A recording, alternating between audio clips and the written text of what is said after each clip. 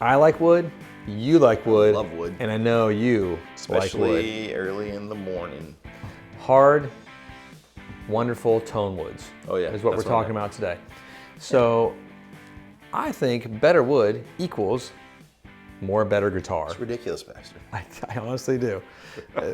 Some folks would argue. Some folks do argue this, and People argue all the I have time. this all the time. And some people are on one spectrum, like I think it's just the pickups. And then we're talking acoustics and electrics too, so I'll go into both.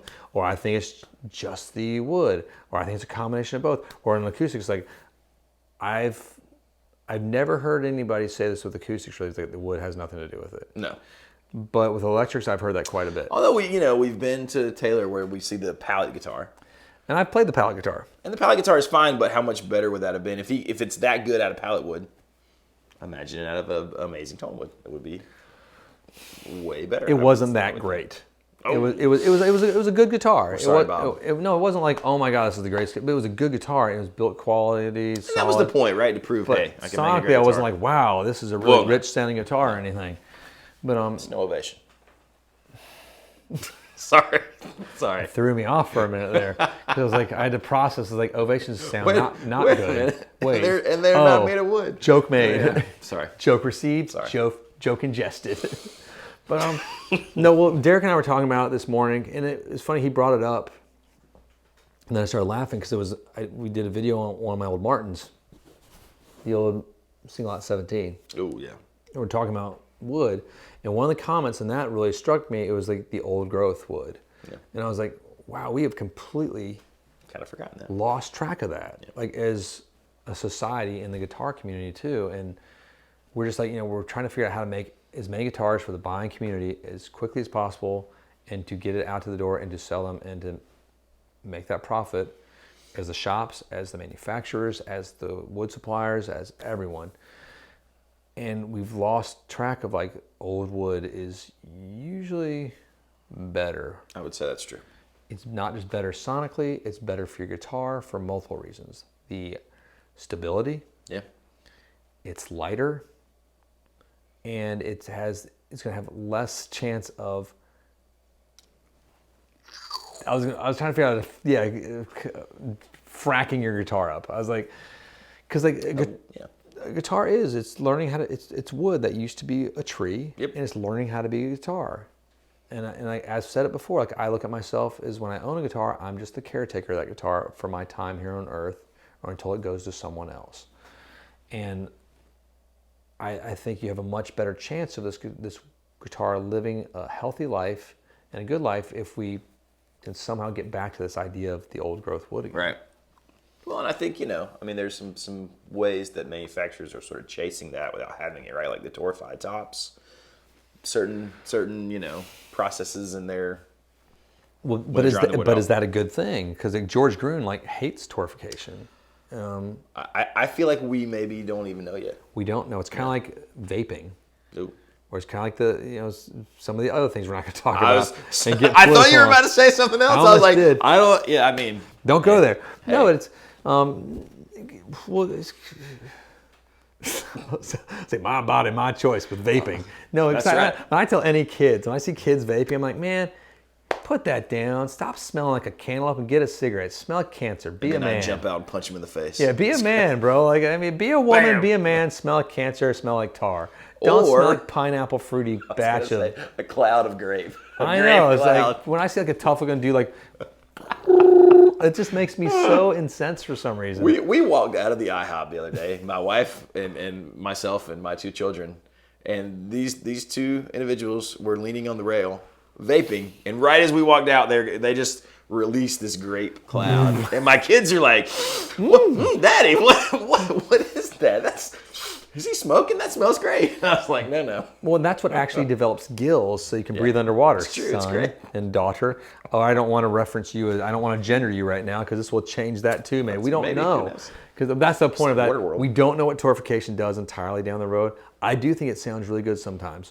Yeah, and it looks kind of cool. Roasting can, but we don't know lengthwise what it's going to do. Roasting is also an issue too, where we darken the woods and we sort of like dry it, and it changes the tone, it changes the look, it changes like the weight and density of the guitar a little bit.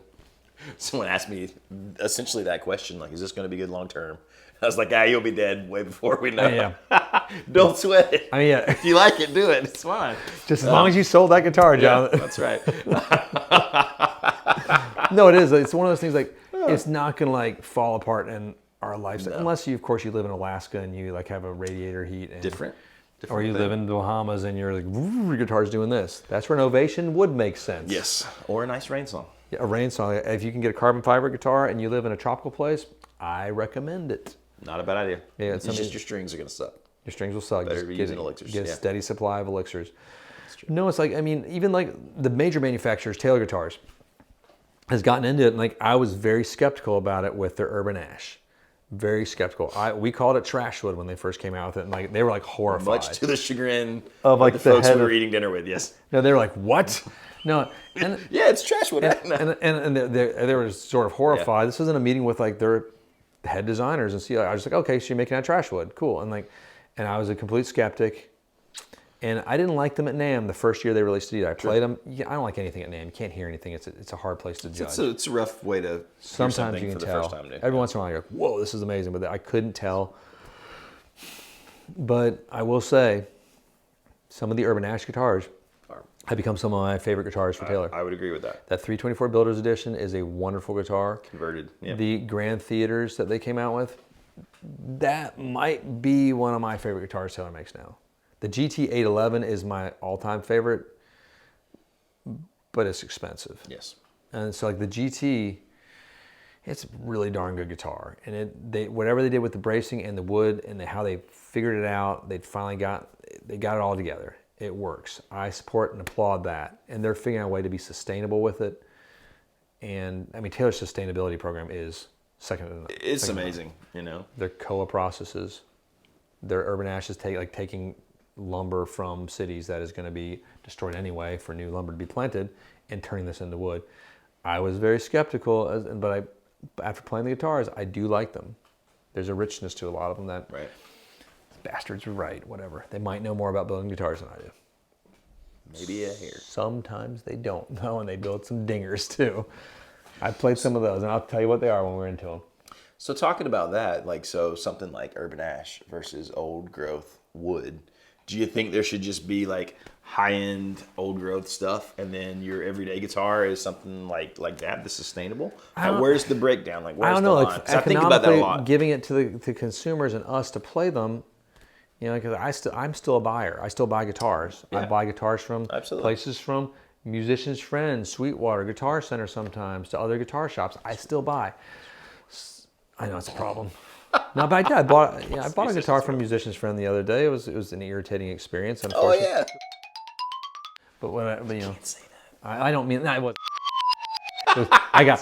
They didn't actually do anything. I know, but it wasn't that. But no, but it's the one. Yeah, what a dumb moment there.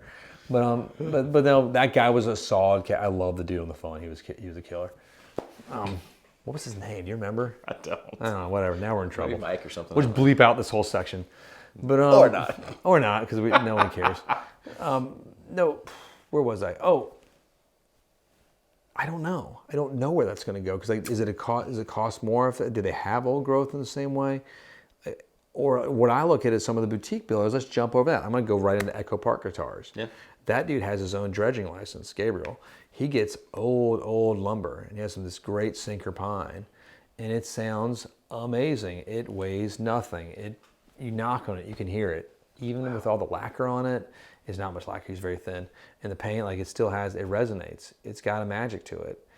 And I think I know people are like, oh, it doesn't matter. I think it does matter. It 100% matters to at least. Let's say you don't believe in any of it. Forget the belief stuff. Let's say you can't hear it. You can't hear the tonal differences. Fair. And let's say you can't even feel the resonance there. Let's say you can't feel the resonance there. So you're dead. You might have a corpse-like body. Yeah. You might be a zombie. But I can guarantee, like, if you want to believe, and like, you know, there is an aspect of like, you know, there's a little faith. Like I do, like I like that there's something that connects me to history a little bit longer, and I like the idea that this thing was a tree a few hundred years ago. Yeah. or a few thousand years ago, like the Loudons. I was going to say, I feel like Loudon does this really well. They have very old wood. Right. Their bog oak is outrageously old, 5,400 years old, carbon dated. Which is crazy to me. Pre-Jesus wood. You know? Hey. No, it's crazy, right? It is crazy. But something about that is magical to me. Even like you said, even if there was no apparent like sonic or feel difference, that's still just cool. That you can tell. Still just cool. I think this thing is a 5,300-year-old piece of wood. Someone else that's sensitive enough can tell it. Yeah. Yes. If we can tell, any idiot could tell. Because, that is true. Yeah. But because that is like, I'm not good at many things in life. I'm very sensitive to tone woods. I'm very sensitive to, the reason I don't use pedals a lot is because I'm sensitive to the way it interferes with the sound of the amp. You know, it's not just, I always make jokes about I'm lazy with it and I just don't want to use it, but like, I can hear a minutia of a difference when I put any pedal in front of that amp. It's a different sound. it is. It's not necessarily worse, it's just different. But it is different. It's padded in a way that I can tell and I don't like it. Yeah. And then I'm lazy and I don't want to deal with batteries and plugging things in and figuring it out. Some people like that. Like putting puzzles together. I'm not a big puzzle guy all the time. Yeah. My wife loves that stuff. But no, like I take like the old Martin, my 1942 Martin, and it was built the way like, you know, guitars were supposed to be built. And it's, you know, you look at Martin serial numbers, it's funny, it's like through the decades and the years, and like you get to like, when you get in the 70s, it starts to ramp up, and you get to the 80s, and you get to the 90s, it explodes in the late 90s to 2000s. It's like from, you know, serial number in the year of 97 to serial number in 2002. Holy bat wings, compared to like 47 to 52. You're talking about just number of guitars. Number of guitars, because Martin does that. You can track how many they build.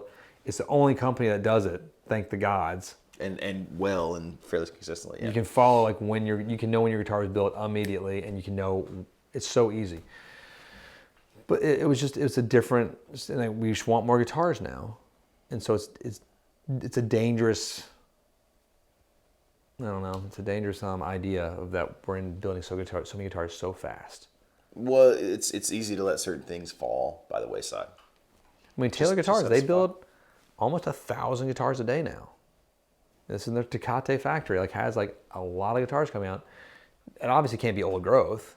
You know? No, I mean, where Taylor has the advantage with that is that they are a company who's built on innovation, and people are fine with that with Taylor. You know what I mean? Maybe less so with Martin. We've talked about this before on videos. So Taylor can figure out ways to build 1,000 guitars a day and keep up with everything and make sure that the quality and what you expect from them is still on par and still there. It's hard, and we see this over and over again with, you know, boutique manufacturers, right? You get to a point where, I need to make double the guitars a day, and things inevitably suffer. Just don't. Yeah. Yeah, like don't do it. Like, you guys are crushing it. Like, we're talking to 3 individual boutique builders. Oh, we're gonna be talking about them plenty coming up in the next few months. Don't worry. But yeah, and we're excited too. Like, they do amazing work, and they're all completely different. Yep. And it's a joy and treasure to talk with them about the guitars.